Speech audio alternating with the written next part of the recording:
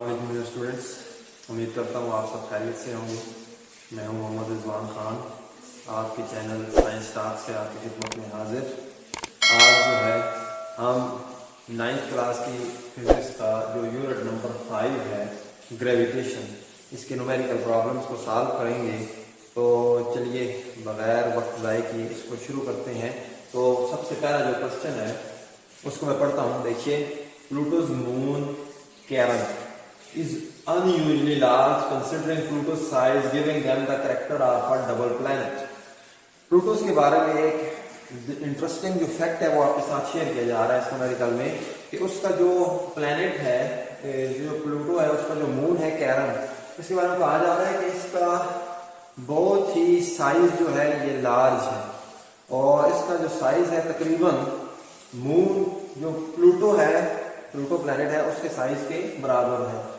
और ये जो खासियत है दोनों के साइज बराबर होने की, ये क्या बनाती है, उसको एक डबल प्लैनेट जो है वो बना देती है। Their masses are 1.25 into 10⁻22 kilogram and 1.9 into 10⁻21 kilogram and their average distance from one another is 1.96 into 10⁻4 kilometre. दोनों की मैसेज दी हुई है। ये जो मैस है ये कैरन की है जो कि प्लूटो का मून है, और ये प्लूटो की अपनी मैस है, और इन दोनों के दरमियान जो डिस्टेंस है वो है 1.96 into 10⁻4 किलोमीटर। हमने क्या फाइंड करना है, what is the gravitational force between them, इनके दरमियान ग्रेविटेशनल फोर्स कितनी है ये हमने फाइंड करनी है। तो कैसे फाइंड होगी, तो क्योंकि ये चैप्टर देखें है ग्रेविटेशन है, तो इसमें जो बुनियादी चीज है वो न्यूटन का लॉ ऑफ यूनिवर्सल ग्रेविटेशन है। तो यहाँ पर भी न्यूटन का जो लॉ ऑफ यूनिवर्सल ग्रेविटेशन है वो यूज होगा। गिवन में देखें mass of Charon, mass of Pluto, जो डिस्टेंस है कैरन और प्लूटो के दरमियान वो आर से प्रेजेंट किया हुआ है 1.96 into 10⁻4 किलोमीटर, ये किलोमीटर में है और हमने इसको कन्वर्ट करना है मीटर्स में। तो 1.96 into 10⁻4 और किलो की जगह 10⁻3 मीटर, ये पावर ऐड हो जाएंगी 4 और 3 10⁻7 आ जाएगा। तो ये हमारे पास 1.96 into 10⁻7 मीटर। उसके बाद ग्रेविटेशनल जो कांस्टेंट है वो यहाँ पर नहीं दिया हुआ, उसको हमने अपनी तरफ से लिखना है क्योंकि ये इस्लाम में यूज होगा 6.67 into 10⁻11 न्यूटन मीटर स्क्वायर पर किलोग्राम स्क्वायर। फाइंड क्या करना है, तो हमने ग्रेविटेशनल फोर्स F फाइंड करनी है। तो लिखेंगे using Newton's law of universal gravitation. Newton का जो लॉ है यूनिवर्सल ग्रेविटेशन का वो क्या है, F is equal to G mc mp divided by r square. क्योंकि यहाँ पर जो दो बॉडीज हैं वो तो मून है प्लूटो का और प्लूटो खुद है, तो इसलिए उन दोनों की मैसेज होंगी। यहाँ पर वैल्यूज पुट करें, g की है 6.67 into 10⁻11 मल्टीप्लाइड बाई mc है 1.22 into 10⁻22 multiplied by mess of Pluto है 1.9 into 10⁻21 और नीचे है r का स्क्वायर 1.96 into 10⁻7 का स्क्वायर, होल का स्क्वायर हो जाएगा। अब क्या करते हैं, ये जो वैल्यू है हमारे पास, ये जो वैल्यू है, ये वाली जो वैल्यू है, ये तीनों जो कि 10 की पावर के बगैर है, इनको साथ साथ हमने लिख दिया 1 2 3 और साथ 10 की जो पावर्स है -11 +22 +21 इनको हमने एक साथ ऐड कर दिया क्योंकि बेसिस सेम है, पावर्स ऐड हो जाएंगी। अब जब इन तीनों को हम मल्टीप्लाई करेंगे 1.96 का यहाँ पर नीचे स्क्वायर ले लिया 3.84 और 10⁻7 का स्क्वायर आ गया 10⁻14। इन तीनों को मल्टीप्लाई किया हमने 15.84 आ गया, मल्टीप्लाइड बाई तीनों पावर्स को ऐड किया 21 और 22 जो है वो 43 आते हैं, -11 32 हो जाएंगे, डिवाइडेड बाई 3.84 into 10⁻14। इस नंबर को इस नंबर से डिवाइड किया 4.12 into 10 raised to power, ये -14 ऊपर जाकर बन जाएगा, नीचे +14 है ऊपर जाकर -14 32 -14, तो 4.12 into 10 raised to power 32 -14 क्या आ जाएगा 18 न्यूटन।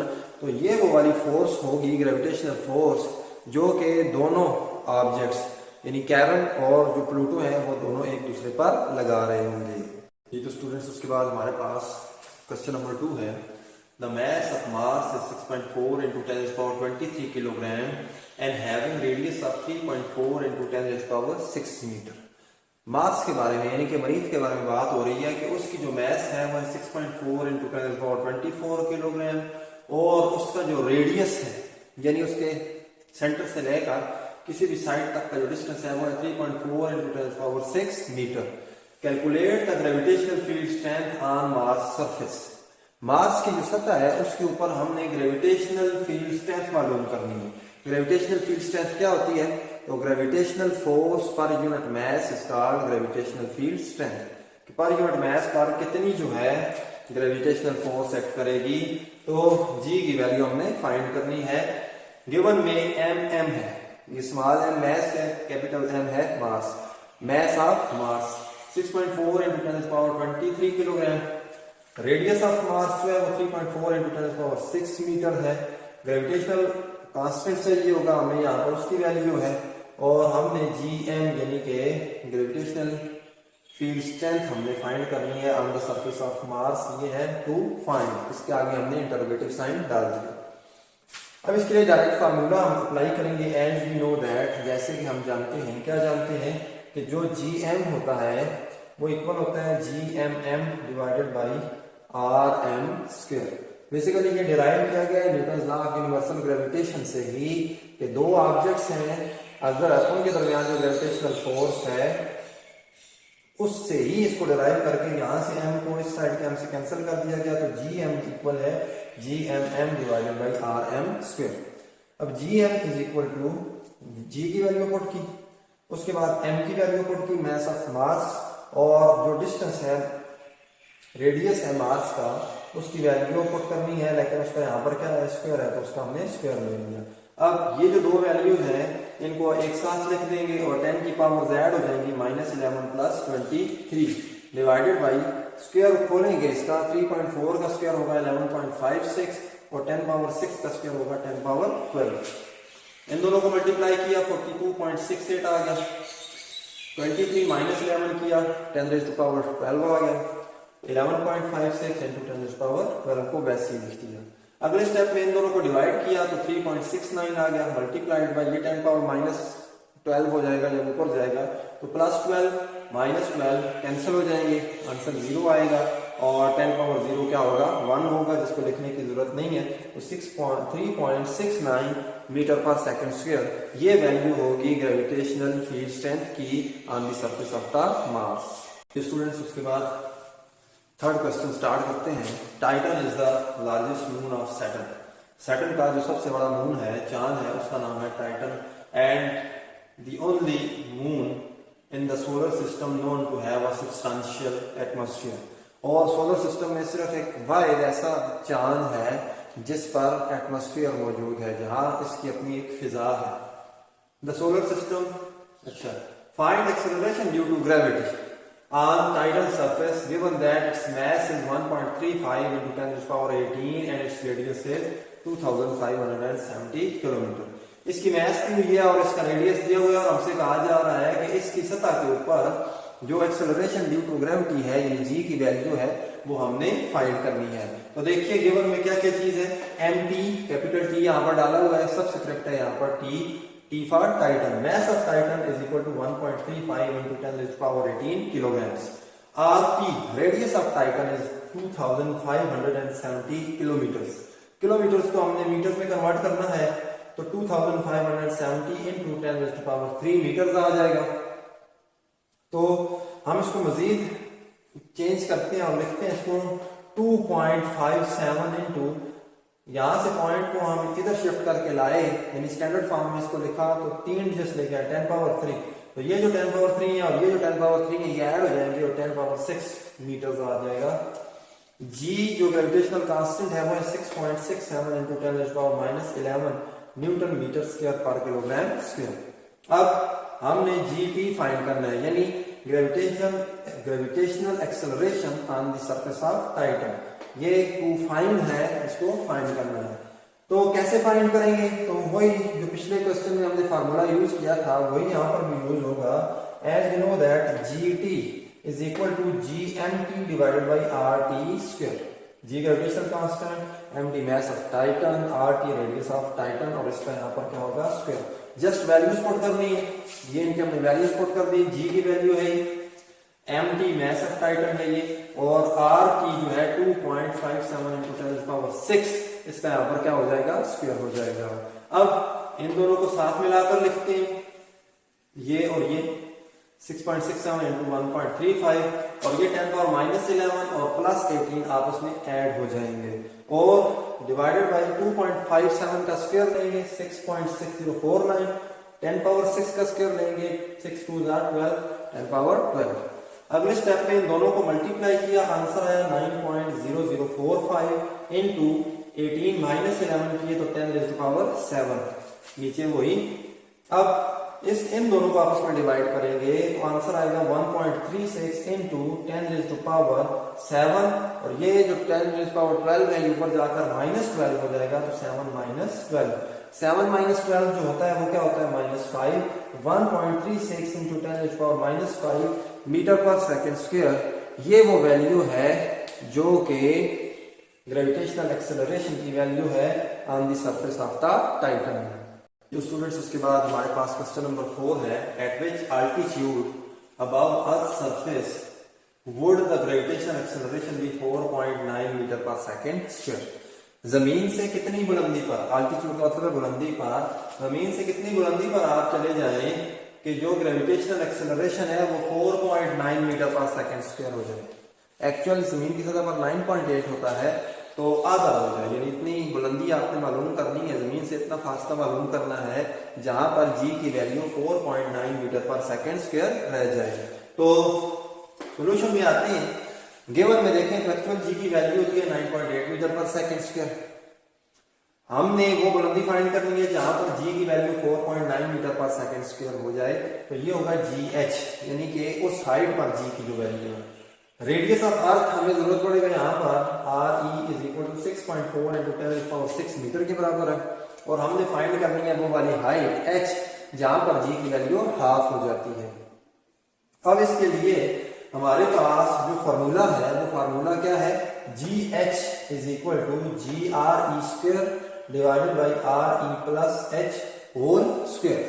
हमने ये वाला एच फाइंड करना है, इसलिए इसको इस साइड पे शिफ्ट करते हैं, जी एच को शिफ्ट करते हैं तो R E plus H whole square is equal to G R E square और ये यहां से नीचे आ जाएगा जी एच।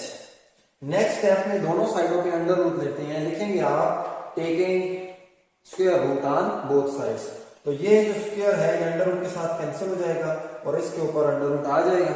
अब R E plus H is equal to इसके ऊपर आया हुआ है अंडर रूट। क्या करना है, हमने तो एच फाइंड करना है, आर ई तो हमने इसकी वैल्यू है हमारे पास, इसको राइट हैंड साइड पे शिफ्ट करते हैं तो इधर प्लस हो रहा था, यहाँ पर इस साइड पे आकर माइनस आर ई हो जाएगा।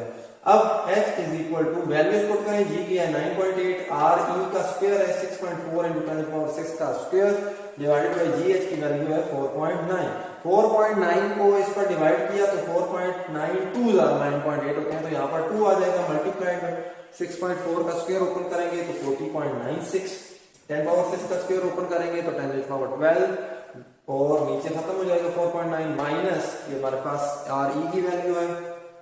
अब इन दोनों को मल्टीप्लाई किया 81.92 इंटू 10⁻12 माइनस यही वैल्यू नीचे आ जाएगी। अब इसको मैं लिख देता हूं ब्रैकेट्स में, अंडर रूट लेंगे हम 81.92 का अंडर रूट है 9.05 मल्टीप्लाइड बाई 10⁻12 का अंडर रूट होगा 10⁻6 माइनस दिस। अब ये भी 10⁻6 है, ये भी 10⁻6 है, पावर सेम है, इसलिए ये जो इनके वैल्यूज हैं ये एक दूसरे में से माइनस हो सकती हैं। तो हमने 9.05 माइनस ये 6.4 कर दिया इंटू 10⁻6 दोनों में है, कॉमन ले लिया 10⁻6, इसमें से इसको माइनस किया तो आंसर देखिए क्या आया हमारे पास 2.65 इंटू 10⁻6 मीटर। और ये वो वाली हाइट है, इतनी हाइट पर आप जाएंगे जमीन से ऊपर तो जो जी की वैल्यू होगी वो आधी हो जाएगी और 4.9 मीटर पर सेकंड स्क्वायर रह जाएगी।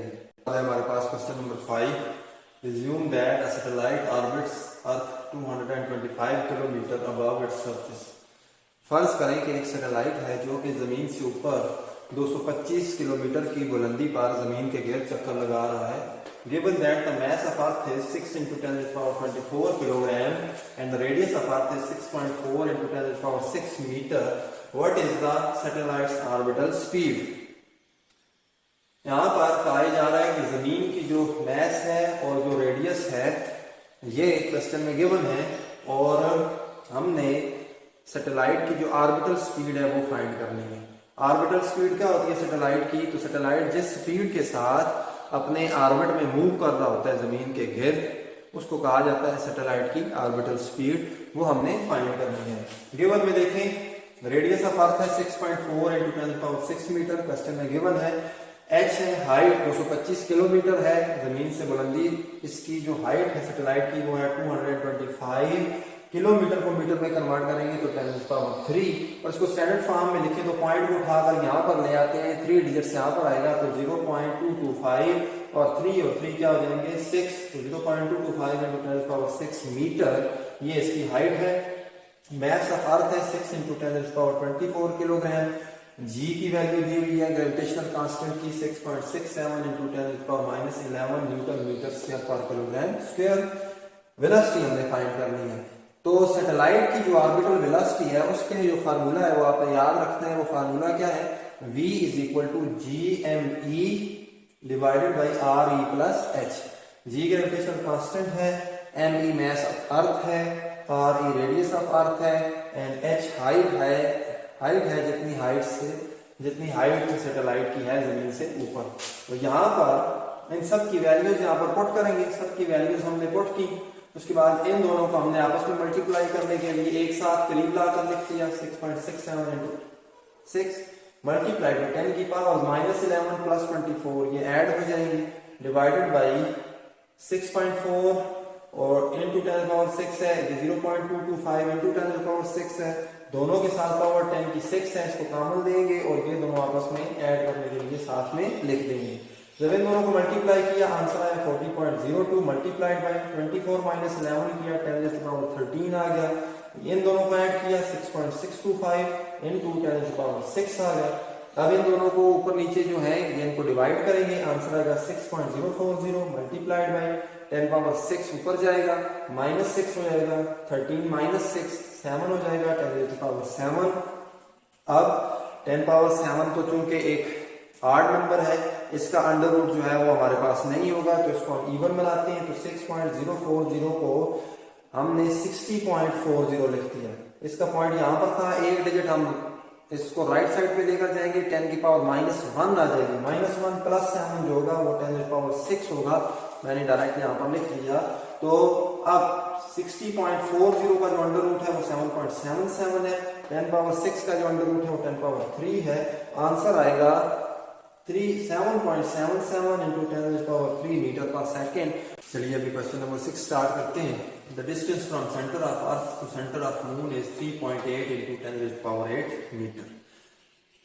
जमीन और चांद के दरमियान जो डिस्टेंस है वो बताया गया है, वो इतना है। मास of earth is 6 × 10⁻24 kilogram. What is the orbital speed of moon. हमने जो चांद है उसकी ऑर्बिटल स्पीड मालूम करनी है कि चांद किस रफ्तार के साथ जमीन के गिर्द चक्कर लगाएगा।